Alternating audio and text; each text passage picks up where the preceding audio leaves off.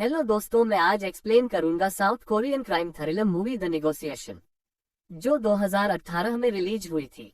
इस मूवी की IMDb rating है 6.5। इस मूवी में हम फीमेल पुलिस ऑफिसर की कहानी देखेंगे जो पुलिस डिपार्टमेंट में क्रिमिनल से नेगोशिएट करती है, मतलब क्रिमिनल से बात करने में एक्सपर्ट है।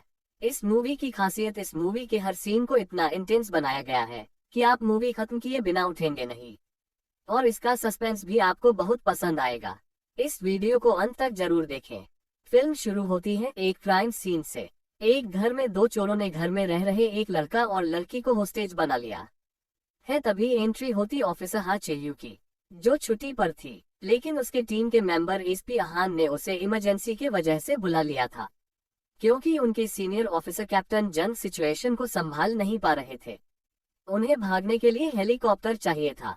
हाँ आकर ऑफिसर जंग से मिलती है, जो उसे यहाँ देखकर थोड़ा शॉक होते हैं, क्योंकि आज वो छुट्टी पर थी।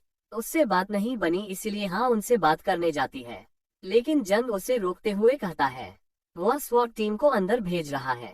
हाँ उसे ऐसा करने से मना करती है, क्योंकि इससे हॉस्टेजेस की जान को खतरा हो सकता था। हाँ जंग से 30 मिनट मांगती है ताकि वो चोरों से निगोशिएट कर सके। जंग उसकी बात मान जाता है। हाँ उन लोगों से बात करने जाती है और उनकी मांगे पूछती है। वो लोग हेलीकॉप्टर की मांग कर रहे थे। हाँ उसे घर के अंदर आने देने कहती है ताकि वो अंदर के हालात देख सके। जंग हाँ को अंदर जाने से मना करता है, लेकिन हाँ अपनी टीम को इन्फॉर्म घर के अंदर आती है। उन्होंने लड़के और लड़की की गर्दन पर चाकू लगा रखा है। हाँ कहती है कि हेलीकॉप्टर आ जाएगा, बस थोड़ा समय लगेगा। वो अपने अथॉरिटी को यकीन दिलवाने उनसे हॉस्टेजेस लड़की की मांग करती है। हाँ बहुत अच्छे से सिचुएशन हैंडल कर रही थी, लेकिन उन चोरों को बाहर स्वॉट टीम दिख जाती है। हाँ उन्हें कहती है वो बस नजर रख रहे। हाँ अभी भी उनसे उस लड़की को देने के लिए कह रही थी, लेकिन जंग स्वॉट टीम को अंदर जाने का ऑर्डर दे देता है। बाहर से एक स्नाइपर एक चोर पर निशाना लगाता है, लेकिन निशाना नहीं लगता। वो चोर हाँ के सामने उस लड़के की गर्दन काट देता है। बाहर से स्नाइपर उसे शूट कर देता है। दूसरा चोर उस लड़की को खींचकर अंदर ले जाता है। स्वॉट टीम स्मोक बम फेंककर अंदर आती है और बेडरूम में जाकर चोर को शूट कर देती है। हाँ जाकर देखती है तो उस लड़की का गला कटा हुआ था, लेकिन वो जिंदा थी। फर्स्ट एड टीम आती है, मगर वो लड़की बच नहीं पाती। इस हादसे से कहाँ पर बहुत बुरा असर होता है। फिर हम थाईलैंड के शहर बैंकॉक को देखते हैं। वहाँ रिपोर्टरली का कुछ लोग पीछा कर रहे थे और उसे पकड़ लेते हैं। वहाँ उनका बॉस मीन भी दिखाई देता है। फिर हम पुलिस हेडक्वार्टर देखते हैं। ऑफिसर जंग कुछ दिनों के लिए ट्रिप पर जा रहे थे, तभी हाँ वहाँ आती है और अपना रेजिग्नेशन देती है, क्योंकि उस दिन उन दोनों की मौत का जिम्मेदार वो खुद को समझ रही थी। लेकिन जंग हाँ का रेजिग्नेशन एक्सेप्ट नहीं करते। हाँ को कुछ दिन की छुट्टी दे देते हैं। उनके वापस आने के बाद बात करने कहते हैं। कुछ दिन बाद हाँ सुबह अपने घर में थी, तभी अहान आता है और किसी इमरजेंसी के लिए हाँ को अपने साथ ले जाता है, क्योंकि उन्हें कमिश्नर ने बुलाया था। फिर वो एक बिल्डिंग में पहुंचते हैं जहां दोनों ही पहली बार आए थे। कुछ हाईटेक सिक्योरिटी को पार करके एक ऑपरेटर रूम में पहुंचते हैं।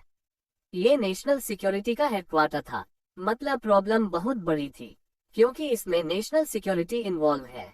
वहाँ कमिश्नर और नेशनल सिक्योरिटी के प्रेसिडेंट गांव से मिलती है। तभी वहाँ चीफ हान आती है, क्योंकि किसी का कॉल आ रहा था।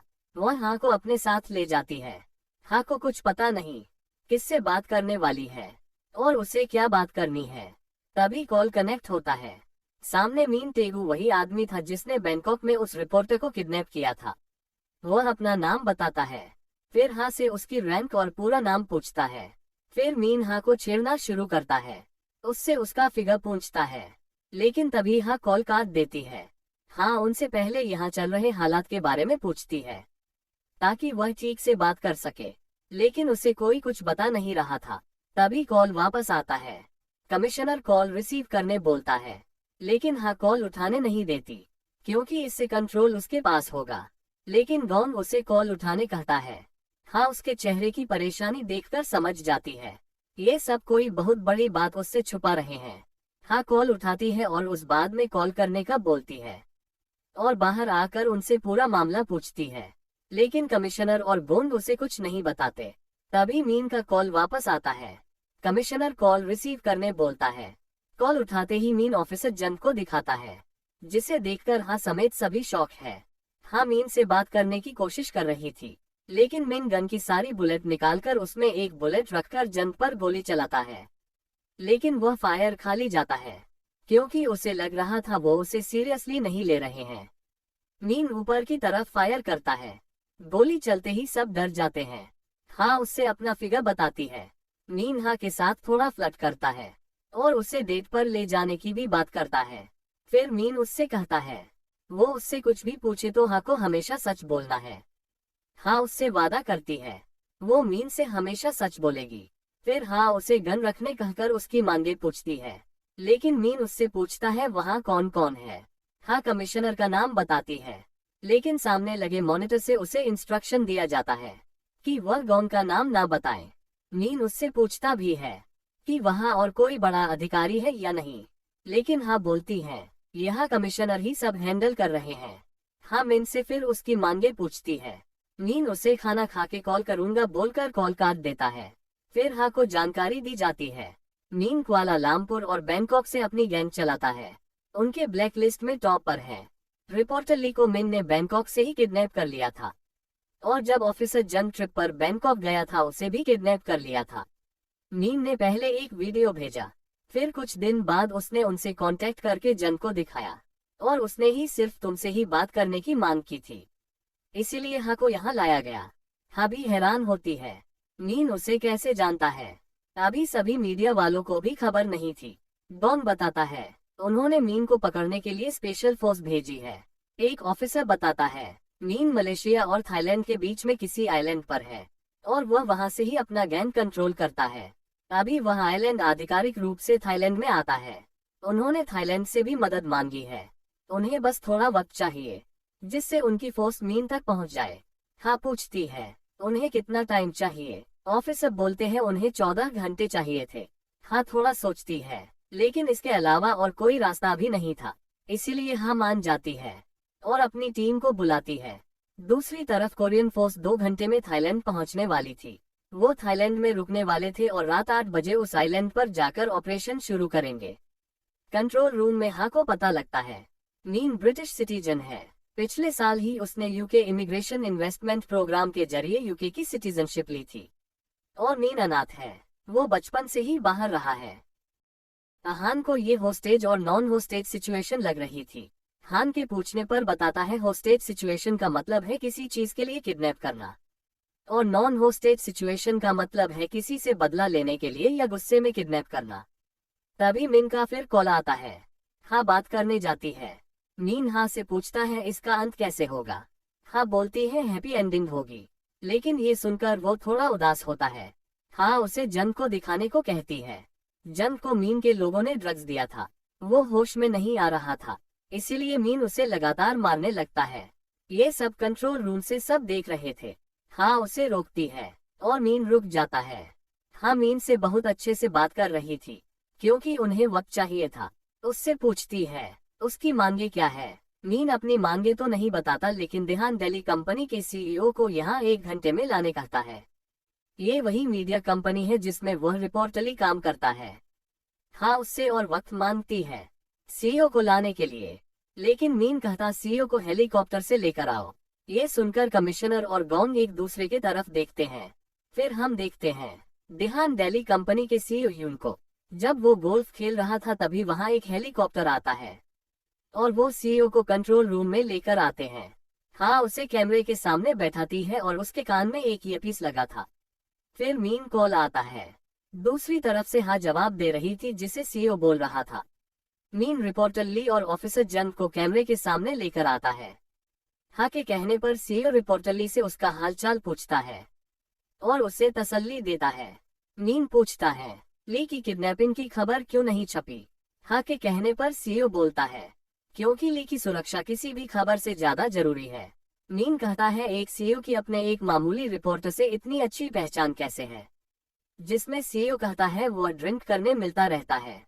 फिर मीन पूछता है रिपोर्टर ने कौन कौन सी खबर रिपोर्ट की है। सीईओ ली की 2014 से अब तक सभी खबर बता देता है, जो उसे हाँ नहीं बता रही थी। वो भी खुद हैरान थी कि सीईओ को एक रिपोर्टर के रिपोर्ट्स इतनी डिटेल में कैसे याद है। और यही सवाल मीन भी सीईओ से पूछता है, जिसमें सीईओ कहता है यहाँ आने से पहले उसने रिपोर्टर की फाइल पढ़ी थी। लेकिन मीन कहता है उसने ये सब पढ़ा नहीं बल्कि याद किया है, क्योंकि उसे पता था ये सब उसे कभी ना कभी पूछा जाएगा। फिर मीन उसे ली की फैमिली के बारे में पूछता है। सीईओ को ली की फैमिली के बारे में भी पता था, जो कि और हैरानी की बात थी। लेकिन अचानक मीन पूछता है ली कितनी दारू पीता है, लेकिन सीईओ बात को टालने की कोशिश करने लगता है। मीन कहता है वह ली के साथ ड्रिंक करता है और उसे पता नहीं ली कितनी दारू पीता है। मीन सीईओ यून के पूरे परिवार को उठाने की धमकी देता है, जिससे सीईओ डरने लगता है। लेकिन अचानक बीच में कमिश्नर बात करता है और मीन से उसकी मांगे पूछने लगता है। लेकिन मीन बोलता है कोई बीच में नहीं बोलेगा। मीन रिपोर्टर ली के सिर पर गन लगाकर सीईओ को पूछता है ली उसकी कंपनी का रिपोर्टर है या नहीं। सीईओ के कुछ ना बोलने पर मीन हवा में गोली चलाता है, जिससे सब डर जाते हैं। मीन फिर पूछता है, तब सीईओ कहता है ली उसकी कंपनी का रिपोर्टर नहीं है। सीईओ के बोलते ही बाकी सभी लोग हैरान थे। अगर ली रिपोर्टर नहीं है तो कौन है, और मीन ने उसे क्यों पकड़ा है। वहाँ हान आकर सीईओ को बाहर लेकर जाती है। हाँ इन पर भड़कती है कि उससे झूठ बोला गया। मीन को यकीन नहीं होता कि हाँ को इसके बारे में कुछ पता नहीं था। मीन सीधा उठता है और ऑफिसर जंग को शूट कर देता है। ये देखकर सब शॉक हो जाते हैं। हाँ रोते हुए मीन को गालियां देने लगती है। कमिश्नर कॉल कट करवा देता है और हाँ रोने लगती है कि वह ऑफिसर जंग को बचा नहीं पाए। ऑफिसर के मारे जाने के बाद फोर्स के भी प्लान को बदल दिया जाता है और फोर्स थाईलैंड नहीं जाएंगे, बल्कि समुद्र के रास्ते सीधा उस आइलैंड पर जाकर मीन को खत्म करेंगे। हाँ उन लोगों से पूछती है ये ली कौन है और उन्होंने उससे पहले क्यों नहीं बताया। लेकिन कमिश्नर और गोंग हा को जाने को कहता है, क्योंकि उन्होंने निगोशिएट करने नेशनल इंटेलिजेंस सर्विस के एजेंट्स को बुला लिया था। हा के विरोध करने पर कमिश्नर उसे बाहर निकलवा देता है। चीफ हान से भी अब ये लोग इस ऑपरेशन को टेक ओवर कर लेते हैं। हाँ और हान बाहर कार में बैठे थे, तब वहाँ हान आकर उसे बताती है ली उनकी नेशनल इंटेलिजेंस सर्विस का एक जासूस है और मीन कोई गैंग नहीं चलाता, बल्कि वो एक आर्म्स डीलर है जो गन से लेकर आरपीजी तक सब बेचता है। जब नेशनल इंटेलिजेंस को इसके बारे में पता चला तो उन्होंने ली को अंडरकवर एजेंट बनाकर मीन की इंफॉर्मेशन निकालने बैंकॉक भेजा। और हाँ को अब तक ली के बारे में इसलिए नहीं बताया गया ताकि हाँ को रिपोर्टली के एजेंट होने के बारे में पता न चल जाए।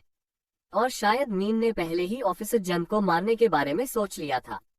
इसमें हाँ की कोई गलती नहीं थी, लेकिन मीन को क्या चाहिए, वो ये सब क्यों कर रहा है, इसके बारे में किसी को पता नहीं था। ये बताकर हान चली जाती है।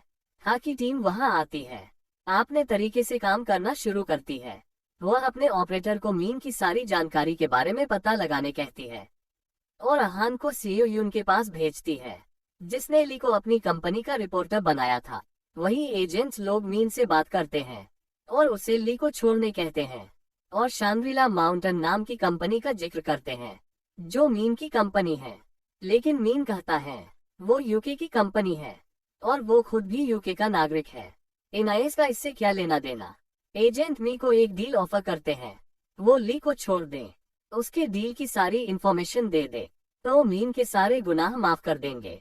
लेकिन ये सुनकर मीन उन्हें कैमरे के पास बुलाकर मिडल फिंगर दिखाता है और हाँ इंस्पेक्टर को बुलाने कहता है।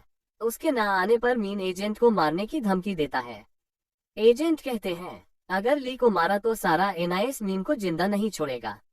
लेकिन मीन उनके सामने एक फैमिली को लेकर आता है, जिसे देखकर सब हैरान रह जाते हैं। मीन छोटी लड़की को गोद में बैठाकर एजेंट को गाना गाने कहता है। उनके ना गाने पर ली की गर्दन काटने कहता है, लेकिन वो लोग गाना शुरू करते हैं। गलत गाने पर बच्ची गाना शुरू करती है और ये हेडक्वार्टर में सब देख रहे थे। फिर मीन आधे घंटे में हाँ को बुलाने कहता है, वरना वो ली को मार देगा। मीन इंटेलिजेंस एजेंट की हेकड़ी निकालता है। कमिश्नर हान से इंस्पेक्टर हाँ को बुलाने कहता है। इधर हम देखते हैं फोर्स आइलैंड पर जा रही है। हान हाँ को लेकर आती है और उसे बताती है मिन ने वहाँ घूमने गई किसी फैमिली को किडनैप कर लिया है। हाँ क्वार्टर आती है और मीन से बात करने से पहले एनआईएस एजेंट से मीन और एजेंट ली की पूरी इंफॉर्मेशन मांगती है और ऑपरेटर रूम को टेक ओवर करके उन्हें बाहर निकाल देती है। मीन का फिर कॉल आता है। हाँ ऑफिसर जंग की मौत का जिम्मेदार खुद को समझ रही थी। हाँ की टीम मीन के फेस एक्सप्रेशन स्कैन करने को बताती है। मीन इमोशनल हो रहा है, शायद बच्चों की वजह से, लेकिन मीन बच्चों और उसकी माँ को बाहर निकलवा देता है। हाँ मीन से उसके बचपन और परिवार की बातें करने लगती है ताकि कोई इन्फॉर्मेशन मिल सकेगी, लेकिन मीन बहुत चालाक था। वो हाँ से सीधा पॉइंट की बात करता है। मीन हाँ को 1 घंटे में 9 इलेक्ट्रिक कंपनी के चेयरमैन कु वांगसू को बुलाने कहता है। कु का नाम सुनते ही गोंग और एनआईएस एजेंट दोनों शॉक हो जाते हैं, जैसे उन्हें जिसका डर था वही हुआ। फिर एक एनआईएस एजेंट हाँ को इन्फॉर्मेशन देता है। कागज पर मीन मालिक है शांग्रिला माउंटेन कंपनी का। कु ने कंपनी खड़ी की थी जो यूके में किसी आइलैंड पर है, लेकिन कु वहां नहीं जाता। मीन ही मालिक है। एजेंट ली की इंफॉर्मेशन के मुताबिक हथियारों के सौदे की रकम शांग्रिला माउंटेन कंपनी में भेजी जाती है, जहां से कु ब्लैक मनी को वाइट करता था। लेकिन बाद में मीन अकेला काम करने लगा। मीन और कु का साथ टूट गया, जिसका बदला लेने के लिए कु ने मीन के खिलाफ एनआईएस को टिप दे दी कि मीन ने $50 मिलियन के टैक्स की हेराफेरी की है। बदले में एनआईएस ने कु के सारे गुनाह माफ कर दिए। मतलब कु ने मीन को धोखा दिया था, लेकिन एनआईएस के हिसाब से इतनी छोटी वजह नहीं हो सकती मीन के ये करने की। हाँ पूछती है, लेकिन कु का क्या हुआ? तब वो एनआईएस एजेंट बताता है, ये बिल्डिंग कु की, ये ऑपरेशन, ये लैब एनआईएस सबको फंड कु करता है। दूसरी तरफ गोंग उसी बिल्डिंग की लिफ्ट से टॉप फ्लोर पर जाता है। यहाँ कु मौजूद था, उसके साथ डेप्यूटी चीफ एयरफोर्स कमांडर और नेशनल सिक्योरिटी के बड़े ऑफिसर, सभी लोग मौजूद थे। मतलब आप समझे, आतंकवादियों को हथियार बेचने वाला और देश की सुरक्षा करने वाले सभी बॉडी के सुपीरियर आपस में मिले हुए थे, और गोंग भी उनके साथ मिला हुआ था। दूसरी तरफ अहान उस मीडिया कंपनी के सीईओ के पास जाता है जो अपने परिवार को लेकर भाग रहा था। अहान जब सख्ती से पूछताछ करता है तब वह बताता है उसेली को उसकी कंपनी का रिपोर्टर बनाने को एनआईएस डेप्यूटी पार्क ने कहा था। ये बात जानने के बाद हाकी समझ में आता है, अगर इसमें डेप्यूटी चीफ भी शामिल है तो यह कोई बहुत बड़ा गेम है। गोंग कु को लेकर आता है। हाँ उसे मीन के बारे में पूछती है। कु बताता है वो एक बिजनेसमैन है, उसने कभी खून खराबा नहीं किया। हाँ उसे इस पूरे ऑपरेशन को फंड करने की वजह पूछती है, मगर कु कुछ नहीं बताता। उतने में मीन का कॉल आ जाता है। मीन कु को हेलो करता है और कु पूछता है ये सब क्यों कर रहा है। मीन पूछता है उसने शांग्रिला कंपनी का स्विस अकाउंट क्यों बंद करवाया। कु कहता है क्योंकि उसमें से उसका नाम हटा दिया गया था। अकाउंट शुरू करवा देगा और मीन से पूछता है उसे और क्या चाहिए। मीन थोड़ा सोचने के बाद बोलता है उसने ह्यून जू को क्यों मरवाया। ये सुनकर कु का चेहरा उतर जाता है, लेकिन कहता है वो किसी ह्यून जू को नहीं जानता। मीन के फिर पूछने पर कु उसे धमकी देने लगता है। मीन बोलता है उसने बस एक लड़की के बारे में पूछा और कु उसे धमकी देने लगा। मीन हाँ से पूछता है क्या ह्यून जू को जानती है। हाँ ह्यून जू को जानती थी। दरअसल ये वही लड़की थी जिसे हमने मूवी की शुरुआत में होस्टेज बने हुए देखा था, जिसे हाँ बचा नहीं पाई थी। मीन हाँ से पूछता है उस दिन क्या हुआ था। हाँ बताती है वो चोरी का मामला था, लेकिन उस घर में उसने पेंटिंग देखी थी, लेकिन ओनर्स तो मर चुके हैं। लेकिन मीन कहता है उन पेंटिंग का ओनर उसके बाजू में बैठा है, कई ओनर्स में से एक। लेकिन अभी भी कु मीन को झूठा बता रहा था। मीन फिर से पूछता है उसने उस लड़की को क्यों मरवाया, लेकिन कु उस लड़की को पहचानने से भी इनकार कर देता है। हाँ मीन से पूछती है उसे ऐसा क्यों लगता है कि मिस्टर कु ने उस लड़की को मरवाया है। मीन बताता है वो लड़की इनके सभी राज जानती थी, क्योंकि उसने ही ह्यून जू को कु से मिलवाया था। ह्यून जू के घर में जो पेंटिंग थी वो 10 बिलियन की थी। ये तरीका मनी लॉन्ड्रिंग के लिए सबसे आसान है। हाँ को अभी भी यकीन नहीं हो रहा था। तब मीन एक ऑडियो प्ले करता है जिसमें सभी पार्टनर्स किसी फाइटर प्लेन के डील की बात कर रहे थे, जिसके करप्शन से उन्हें फायदा होगा। ये सब कु के पेन में रिकॉर्ड हो रहा था। दरअसल कु मीटिंग्स को रिकॉर्ड करता था जो अब मीन के पास थी। ये जानकर वहां का पूरा स्टाफ सभी परेशान थे कि इतने बड़े अधिकारी इतना बड़ा करप्शन कर रहे थे। मीन हाँ से पूछता है ये सब जानने के बाद क्या वो इन सबको अरेस्ट कर सकती है, लेकिन हाँ कहती है सिर्फ रिकॉर्डिंग इतना बड़ा सबूत नहीं होता, खासकर ऐसे केसेस में। मीन इन सबको कंट्रोल करने वाले नेशनल सिक्योरिटी चीफ को यहाँ बुलाने कहता है, वरना वो बच्चों समेत सबको मार देगा। अब मूवी का प्लॉट पूरी तरह पलट गया था। जिसे हम शुरुआत से विलन समझ रहे थे, देशभक्ति का नाटक करने वाले और अंदर से देश को खोखला बनाने वाले बड़े अधिकारियों की असलियत सामने लाने की कोशिश कर रहा था। हाँ, एक ईमानदार ऑफिसर है। उसने लड़की को बचाने की कोशिश की थी। कू वापस उन बड़े अधिकारियों के पास जाकर बैठता है। चीफ यह मामला खत्म होने तक किसी को भी बाहर जाने से मना करता है। दूसरी तरफ मीन के पास पेन ड्राइव देखते हैं जिसमें रिकॉर्डिंग्स है। हाँ की टीम उस लड़की के बारे में पता करती है। वो लड़की के माँ बाप मर चुके थे। बैंक में 1 साल काम करने के बाद उसने ऑफिशियली कहीं जॉब नहीं की थी, लेकिन उसके अकाउंट में हैवी ट्रांजैक्शंस थे। लेकिन मीन टाइगू से उसका रिश्ता समझ नहीं आ रहा था। तभी वहां गोंग आकर कहता है चीफ पीएम के साथ है और वहां नहीं सकता, जबकि वो ऊपर के फ्लो में ही था। तभी हा को अहान का कॉल आता है। अहान ने एनआईएस डेप्यूटी चीफ पार्क की कॉल रिकॉर्ड्स निकालने की कोशिश की थी। आपको याद होगा डिप्टी चीफ पार्क ने उस मीडिया कंपनी के सीईओ को अपने एजेंट को नकली रिपोर्टर बनाने को कहा था। अहान उसे बताता है उसे यह सबूत नहीं मिला कि वही डेप्यूटी चीफ का नंबर है, क्योंकि वो नंबर नकली नाम से लिया गया था। लेकिन उस नंबर से ऑफिसर जंग की कई बार बात हुई थी, उस लड़की के मरने के पहले और बाद में भी। आहान के मुताबिक ऑफिसर जंग ने उस लड़की को मरवाने के लिए रिश्वत ली थी। तब हा को याद आता है क्यों क्राइम सीन पर वो पहुंची थी तो उसे देखकर जंग घबरा गया था, क्योंकि उसे पता था हा सिचुएशन को संभाल लेगी। इसलिए जब हा ने लगभग उस लड़की को छुड़वा लिया था, ठीक उसी टाइम जंग ने फोर्स को हमला करने कहा था। वो चोर उस लड़की को मारने ही आए थे, लेकिन किसी तरह से पुलिस को पता चल गया होगा, इसलिए जंग को रिश्वत दी गई थी। लड़की बचनी नहीं चाहिए, इसलिए जंग उन लोगों से निगोशिएट करने का नाटक कर रहा था। क्योंकि जिस ट्रिप पर वह गया था वो ट्रिप निगोशिएटर बनने की आखिरी लेवल की ऑफिसर ट्रिप थी। कमिश्नर हा को कहता है उन्हें और 2 घंटे चाहिए ताकि उनकी फोर्स मीन तक पहुंच सके। ये ऑर्डर उन्हें ऊपर से आए थे। दूसरी तरफ हम देखते हैं फोर्स आइलैंड में है और ड्रोन के जरिए उन्हें की लोकेशन मिल गई है। दूसरी तरफ हम मीन से बात करने जाती है। उसे बताती है वह चीफ वांग तक नहीं पहुंच पाए और कू से पूछताछ चल रही है। मीन वहां एक आदमी को मारने उठता है, लेकिन हाँ उसे कहती है वो जिन लोगों से लड़ने की कोशिश कर रहा है उन्हें एक्सपोज करना इतना आसान नहीं है।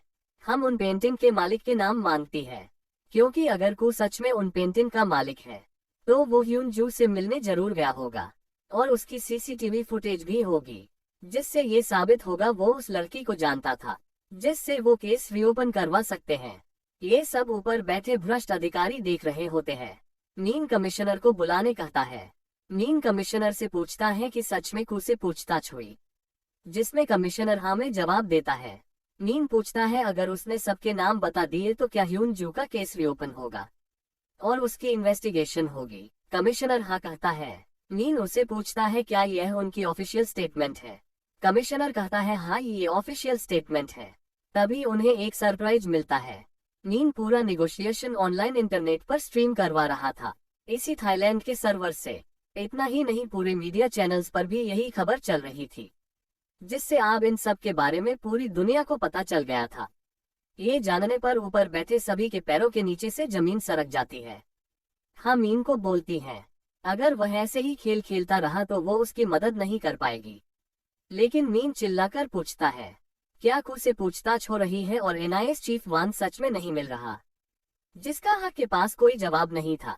मीन एजेंट ली के पैर में गोली मारता है और उसे गन पॉइंट पर कैमरे के सामने लाकर सीधा एनआईएस चीफ वान से बात करता है, क्योंकि उसे पता था वो मीन को देख रहा है।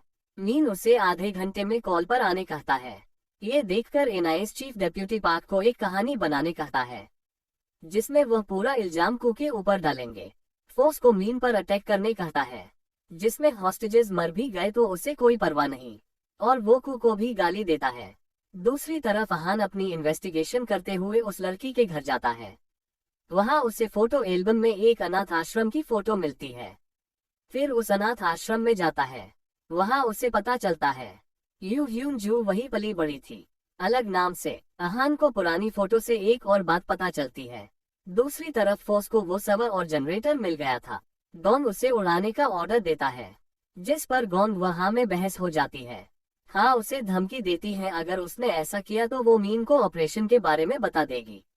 इधर अहान को पता लगाता है कि यू ह्यून जू का असली नाम ह्यून जू मीन है, मतलब वो मीन टेगू की बहन थी। वो हा को कॉल करता है। पर हाँ बीजी थी। एनआईएस चीफ वांग के ना आने से मीन ली को गन पॉइंट पर लेता है। हाँ उसे समझाती है तुम ली को मार नहीं सकते, इसकी वजह से ही तुम अब तक जीत रहे हो। तभी हाँ की टीम उसे ह्यूनजू और मीन टेगु भाई बहन होने का मैसेज करती है। दूसरी तरफ फोर्स मीन के अड्डे पर पहुंच गई थी। फोर्स मीन के आदमियों को मारते हुए आगे बढ़ रही थी, जिसे हाँ भी अपने सामने मॉनिटर्स में देख रही थी। हाँ मीन को कहती है वह गवाह बन जाए जिससे वह बच सकता है, लेकिन मीन कहता है उसने हॉस्टेजेस को छोड़ा तो उसकी बहन का केस कभी ओपन नहीं होगा और वो उसे भी मार देंगे। तभी मीन एक होस्टेज के शरीर पर बॉम्ब लगा देता है। ठीक इसी समय फोर्स भी वहां लगे जनरेटर को उड़ा देती है। मीन का कनेक्शन टूट जाता है। फोर्स मीन के पास जाने वाली थी लेकिन हाँ आकर बताती है मीन ने होस्टेज के ऊपर बम बांध रखा है। मिलिट्री ऑफिसर उन्हें रुकने कहता है, लेकिन ऊपर से एनआईएस चीफ उन्हें अंदर जाने कहता है, चाहे होस्टेज मर क्यों न जाए। मिलिट्री ऑफिसर फोर्स को अंदर जाने कहता है। हाँ रोकने की कोशिश करती है लेकिन फोर्स के अंदर जाते ही एक ब्लास्ट होता है और पूरी बिल्डिंग गिर जाती है और हाँ कुछ नहीं कर पाती। ऊपर के ऑफिसर को पता चलता है मिन ने अपने साथ बिल्डिंग को उड़ा लिया। वो लोग खुश होने लगते हैं, जैसे उन्हें कुछ नहीं होने वाला, चाहे इंटरनेट पर सबको पता चल गया हो। वह कानून से बच जाएंगे। रिलेटिव लग रहा होगा ना। हाँ हताश होकर मॉनिटर के पास बैठी थी। तभी उसे फ्रिज स्क्रीन में कुछ दिखता है। वो बाहर जाकर गॉन को बताती है मीन जिंदा है। हाँ बताती है कोरिया का टाइम थाईलैंड से 2 घंटे आगे है। स्क्रीन में अभी सूरज डूबा है और कोरिया में भी अभी सूरज डूबा है। इसका मतलब था मीन कोरिया में ही है। दूसरी तरफ अहान उस पुराने अनाथ आश्रम की बिल्डिंग के पास पहुंचता है। अहान बिल्डिंग के अंदर जाता है। वहां उसे ऑफिसर जन की लाश मिलती है। मतलब यह वही जगह थी जहां से मीन ऑपरेट कर रहा था। वही हाँ एयरपोर्ट की पूरी सीसीटीवी फुटेज चेक करवा रही थी। ऊपर सभी अधिकारी खुशी में पार्टी कर रहे थे। बॉन्ड उनको कॉल कर रहा था मीन के बारे में बताने, लेकिन वह कॉल नहीं उठाते। तभी उसी बिल्डिंग के पार्किंग में एक वैन आती है। उसमें से मीन उतरता है। मीन वहां के गार्ड को बांधकर लिफ्ट में जाता है और अपने आदमियों को वापस भेज देता है। उसके पास एक बैग भी था। एयरपोर्ट की फुटेज में मीन 2 दिन पहले इसी शहर में आते हुए नजर आता है। तभी हाँ को अहान का कॉल आता है। उस आश्रम की पुरानी बिल्डिंग में मीन का पूरा सेटअप था। पूरे होस्टेज जिंदा और सही सलामत मिलते हैं। इसका मतलब था मीन किसी को मारने वाला ही नहीं था। उसने सिर्फ जन को मारा क्योंकि वो उसकी बहन के मर्डर में शामिल था।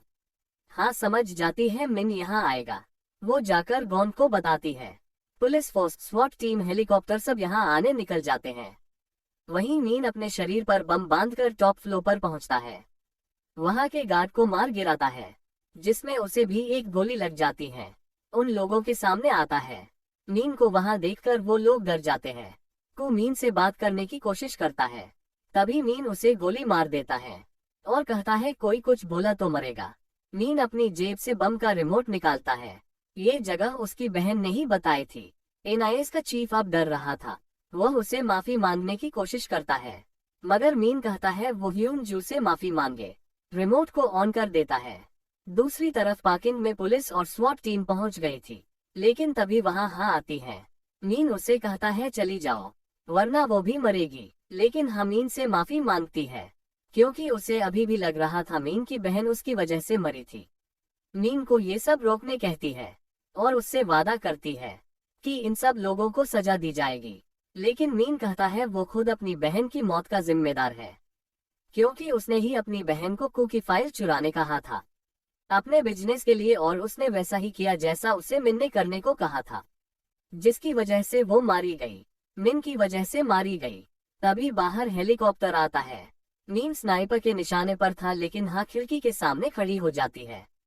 हाँ उस पर चिल्लाने लगती है क्योंकि मीन ने अपना सुसाइड प्लान किया था। इसलिए जब हाँ ने उससे कहा था एक हैप्पी एंडिंग होगी, मीन के पास कोई जवाब नहीं था। मीन हाँ से कहता है वह सच में उसके साथ डेट पर जाना चाहता था। मीन अपनी गन एनआईएस चीफ की तरफ करता है, लेकिन तभी हाँ के पीछे से बुलेट आती है और मीन के सर से आर पार हो जाती है और मीन वहीं गिर जाता है। फिर हमें फ्लैशबैक दिखाया जाता है। मीन अपनी बहन से कू की फाइल चुराने मना किया था क्योंकि इसमें बहुत खतरा था, लेकिन ह्यूनजू ये करना चाहती थी क्योंकि उन दोनों भाई बहन को इस क्राइम की जिंदगी से निकलना था। इसलिए मीन ने यूके की सिटीजनशिप ली थी और कू की फाइल उनकी लाइफ लाइन होती। मीन को फाइल तो मिल गई, लेकिन उसने अपनी बहन को खो दिया। वहीं प्रेजेंट में फोर्स आती है और सभी लोगों को बाहर लेकर जाती है। हाँ, बहुत दुखी थी। तभी फोर्स का एक आदमी बताता है बम का डिटोनेटर बंद था, मीन ने उसे चालू ही नहीं किया था। ये सुनकर हाँ एकदम टूट जाती है। बाकी सभी गद्दारों को बाहर लाया जाता है, जहाँ पूरी मीडिया भी पहुंच गई थी। गद्दार कार में बैठकर इन सब से बचने के लिए कोई कहानी सोचने लगते हैं। लेकिन तभी वहाँ हाँ आती है और उन लोगों से कहती है उन लोगों को सजा दिलाकर मीन और उसकी बहन को इंसाफ दिलवाएगी। वो लोग हाँ की बात सुनकर चले जाते हैं। फिर एक दिन हाँ और अहान मीन और उसकी बहन की समाधि के पास बैठे थे। तब हाँ अपने बैग से पार्सल निकालती है जिसे मीन ने भेजा था, जिसमें वही पेन ड्राइव थी जिसमें सब सबूत है। इसका मतलब मीन को पहले से ही हाँ पर भरोसा था, इसीलिए उसने सबूत हाँ को भेजा। हम देखते हैं ये सारे बड़े अधिकारी कोर्ट में आते हैं, क्योंकि हाँ ने उन पर केस कर दिया था। एनआईए चीफ वही कहता है जो हर बड़ा अधिकारी कहता है कि उन पर लगे सभी इल्जाम गलत और बेबुनियाद हैं। फिर हम कोर्ट में देखते हैं जहां हाँ भी है। वह कोर्ट में मीन की पेनड्राइव सबूत के तौर पर पेश करती है। फिर उसे सच बोलने की शपथ दिलाई जाती है और हाँ शपथ लेते हुए यह मूवी यही खत्म हो जाती है। तो मेरा एक्सप्लेनेशन कैसा लगा कमेंट करके जरूर बताएं।